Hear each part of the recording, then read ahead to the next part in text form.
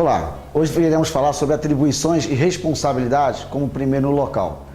Mas para nós estarmos falando sobre isso, nós temos que ter algumas noções principais sobre legislações. Portanto, hoje nós vamos estar falando um pouco sobre legislações, principalmente as questões das leis ambientais e posteriormente as atribuições, ou seja, o que nós devemos estar realizando diante de uma situação de emergência. Para isso, vamos falar um pouquinho inicialmente sobre legislações aplicáveis, da onde surgiu essa questão das leis, ou seja, vamos fazer uma lembrança desde o início das atribuições nossas para conhecimentos gerais. Lembrando que o decreto 96.044 de 88 da NTT fala justamente sobre o quê? O transporte rodoviário de produtos químicos perigosos. Foi de onde tudo surgiu e nós estaremos abordando alguns temas por ele. A resolução 420 da NTT, ela surgiu justamente porque ela pegou tudo que tinha nas leis, na lei anterior, como a 96.044, e trouxe para uma resolução, ou seja, ela incluiu vários fatores, tais como IPIs, identificação dos veículos, incompatibilidade de produto químico, a classificação dos produtos químicos perigosos homologados pela ONU e demais atribuições. Sendo que, em dezembro de 2016, nós tivemos uma atualização da lei, através da resolução 5.232 da NTT, que ela aboliu a 420, ou seja, ela substituiu a 420, dando outras atribuições. E no mais, a lei ambiental, chamada Lei de Crimes Ambientais, que é a 9.605 de 98. Vamos começar falando um pouquinho sobre as leis de crimes ambientais. E o 81 foi o marco da Constituição Brasileira, onde estabeleceu-se o quê? A Política Nacional para o Meio Ambiente. O que contempla essa lei?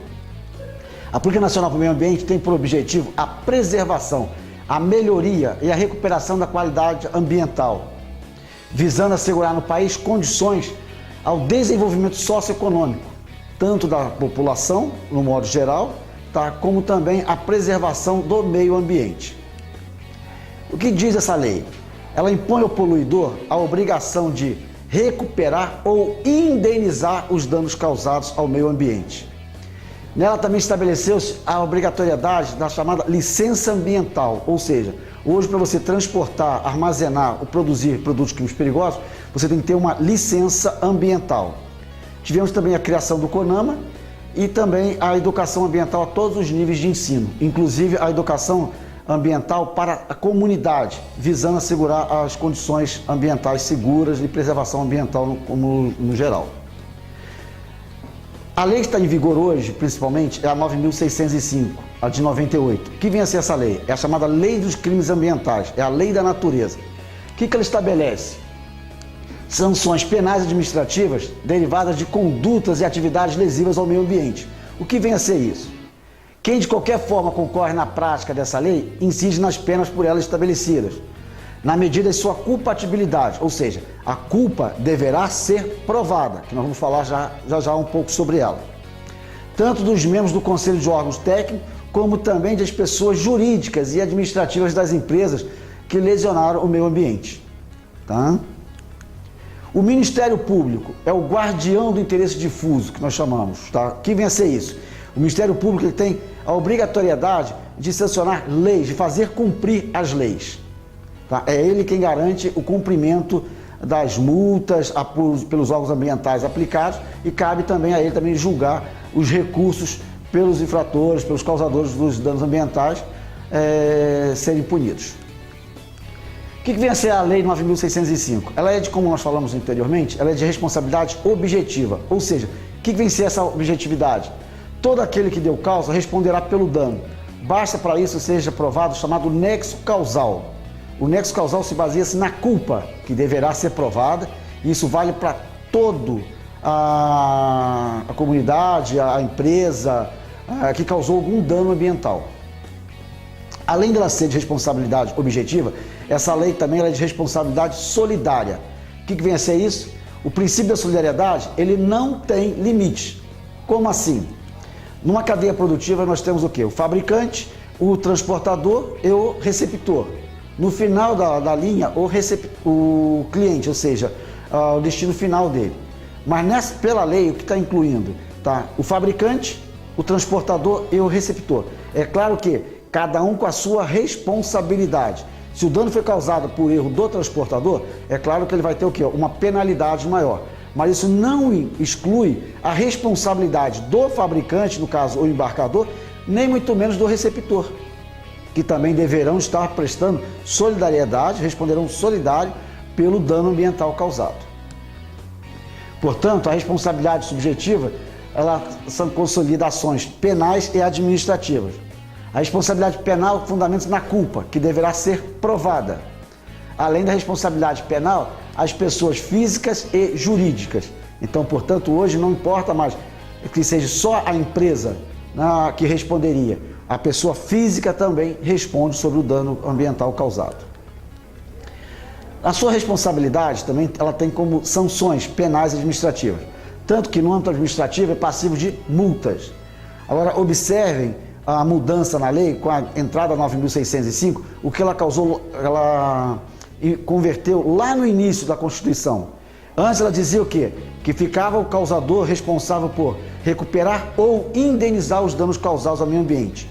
Com a entrada 9.605, esse item ele modificou. Agora fica você, o causador, responsável por recuperar e indenizar os danos causados, tanto à população, ao meio ambiente e à própria rodovia como um todo. Ou seja, aonde você causou um dano, você será obrigado a recuperar e indenizar os danos causados. Em âmbito criminal, ela já é passivo de pena restritiva de direito, como prisão e multas.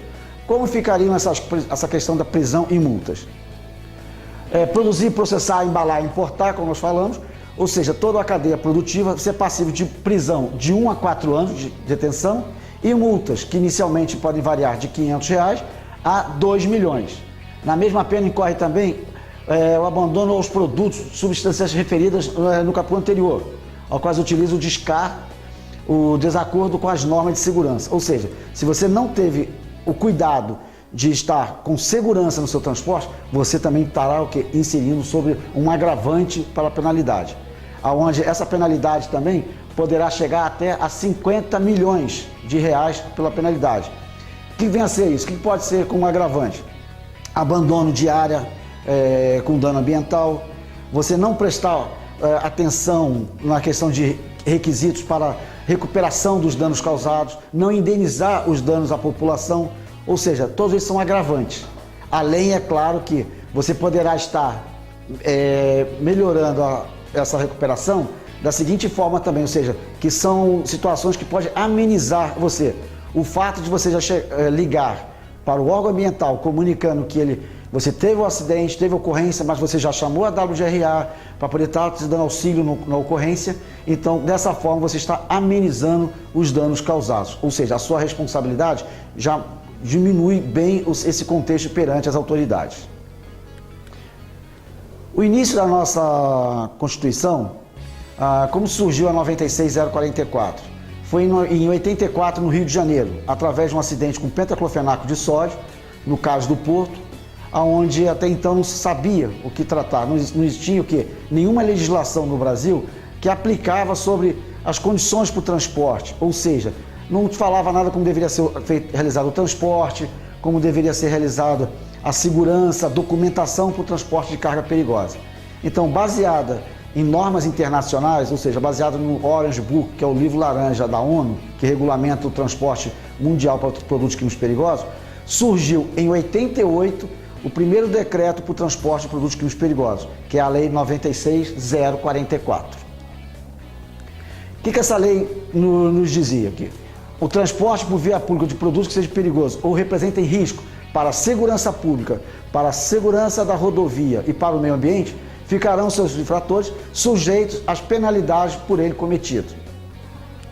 Aonde ele indica que o transportador, ou seja, o motorista principalmente, ele deverá adotar medidas importantes como primeiro no local, ou seja, adotar as recomendações indicadas na ficha de emergência e no envelope de transporte, tais como aonde vai isolar, qual o tipo de IPI que ele tem que estar utilizando, para quem ele tem que fazer a ligação, como Polícia Rodoviária, Corpo de Bombeiro, o SAMU, ou seja, para os órgãos competentes que poderiam estar auxiliando ele na questão de segurança ambiental e próprio rodoviário. O transporte de produtos perigosos somente será realizado por caminhões ou veículos que sejam adequadamente próprios para o tipo de transporte do produto. Ou seja, eu tenho que saber qual tipo de o produto, quais são as reações químicas dele, para estar utilizando um veículo apropriado. Por exemplo, um corrosivo, eu não vou poder usar um caminhão utilizando aço. Tem que ser o quê? Tem que ser um tanque inox. Então é isso que diz a legislação. O veículo tem que ser apropriado ao tipo de transporte que estará sendo realizado. Não pode ter o quê? Improvisos, tá?